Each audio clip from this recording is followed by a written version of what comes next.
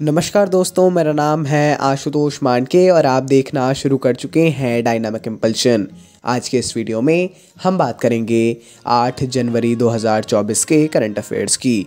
और अब जब आपने वीडियो के थंबनेल पर क्लिक करते हुए वीडियो देखने की शुरुआत कर ही दी है तो अंत तक ही जुड़े रहिएगा, क्योंकि ज्ञान को कभी भी अधूरा नहीं छोड़ना चाहिए। इसी बात के साथ आइए शुरू करते हैं वीडियो को।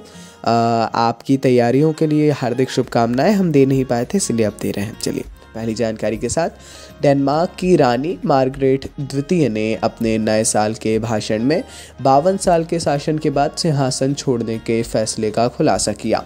हालांकि ये 2 दिन पुरानी न्यूज़ है ना, लेकिन एक बात आप लोगों को ध्यान रखना है। अगर आप करंट अफेयर्स देखते हैं तो आपको ये प्रयास करना है कि आप बदलते ना रहें, एक से ही देखें, है ना। जैसे कि हमने 2 दिन पुरानी न्यूज़ जो है दिखाई, ऐसा नहीं होता कभी भी कि हम ना दिखाएं।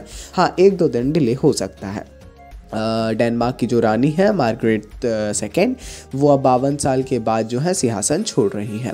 14 जनवरी को की गई घोषणा उनके पिता राजा फ्रेडरिक 9 की मृत्यु के बाद 31 वर्ष की आयु में सिंहासन पर बैठने की सालगिरह का प्रतीक है और तब ये छोड़ेंगी। आगे बढ़ते हैं। एक अग्रणी कदम में फ्रांस पेरिस में 2024 ओलंपिक और पैरालंपिक 2 खेलों के लिए पूरी तरह से डिजिटल शेंगेन वीज़ा पेश करने वाला पहला यूरोपीय संघ सदस्य बन गया है। देखिए, हम ये बता देते हैं, फ्रांस पेरिस में जो है 2024 ओलंपिक पैरालंपिक होने वाले हैं। इन्हीं तैयारियों के तारतम्य में डिजिटल शेंगेन वीज़ा ऐसा पेश किया गया है और पहली बार ईयू के किसी सदस्य ने किया है। 1 जनवरी 2024 से शुरू होकर ये नई लॉन्च की गई ओलंपिक वाणिज्य दूतावास प्रणाली फ्रांस वीज़ा पोर्टल के माध्यम से संचालित होगी, जो 15,000 अंतर्राष्ट्रीय एथलीटों, 9,000 पत्रकारों, विदेशी प्रतिनिधिमंडलों के लिए आवेदन प्रक्रिया को सुव्यवस्थित करेगी। काफ़ी सारी ऑफलाइन और अन्य परेशानियों का सामना नहीं करना पड़ेगा। आगे बढ़ते हैं। लगातार तीसरे वर्ष उत्तर प्रदेश ने inter operable criminal justice system platform पर उच्चतम प्रवेश दर हासिल की है। एक चीज़ है inter operable criminal justice system platform, ये जो है इस पे एक सिस्टम है, ये है ना, इसके नाम से आप समझ सकते हैं क्रिमिनल जस्टिस पे पूरा आधारित है।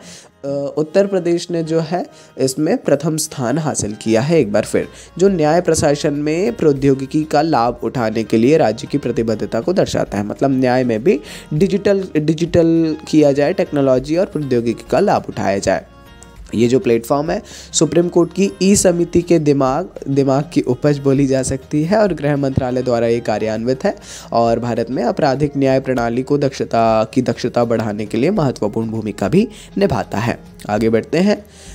Vibrant Gujarat global investors summit, ज़रूर इसके बारे में पढ़िएगा। सबसे पहले तो बहुत इम्पॉर्टेंट है ये, है ना, काफ़ी समय से होता आ रहा है। आदरणीय प्रधानमंत्री जी के नेतृत्व में इसकी शुरुआत की गई थी। इसका 10वां संस्करण 10 से 12 जनवरी 2024 तक गांधीनगर में होने वाला है।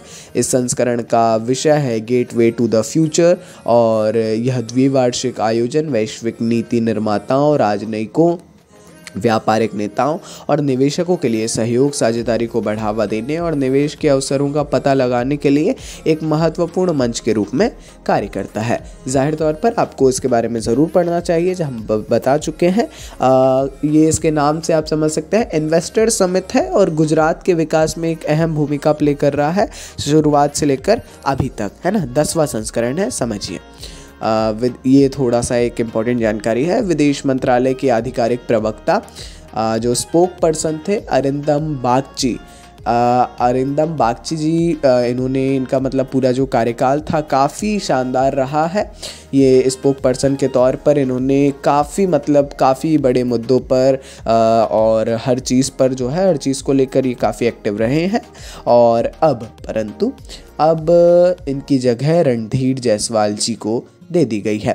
वो अब विदेश मंत्रालय के आधिकारिक प्रवक्ता होंगे। अरिंदम बागची जी के कार्यकाल के बाद रणधीर जायसवाल जो हैं इस पर होंगे।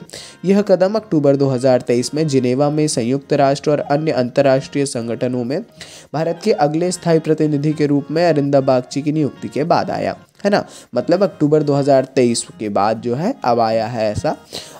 ये ज़रूर इसके बारे में आप लोगों को पढ़ना चाहिए। और अरिंदम बागची जी का ट्विटर अकाउंट आप लोग देख सकते हैं, उससे आपको समझ में आएंगी काफ़ी सारी चीज़ें, है ना। ये थी आज के इस वीडियो की अंतिम जानकारी। कोई भी कन्फ्यूज़न हो आपको किसी भी टॉपिक से रिलेटेड, आप लोग कमेंट सेक्शन में कभी भी पूछ सकते हैं। बाकी अपन मिलते हैं ऐसी ढेर सारी जानकारियों के साथ अगले वीडियो में। ऐसा ही सपोर्ट करते रहिए। कोई समस्या हो तो बताइए। कुछ वीडियोस में 2023 लिख गया है, लेकिन वो 2024 है, आप लोग इतना समझ सकते हैं। नमस्कार, डायनामिक इम्पल्शन।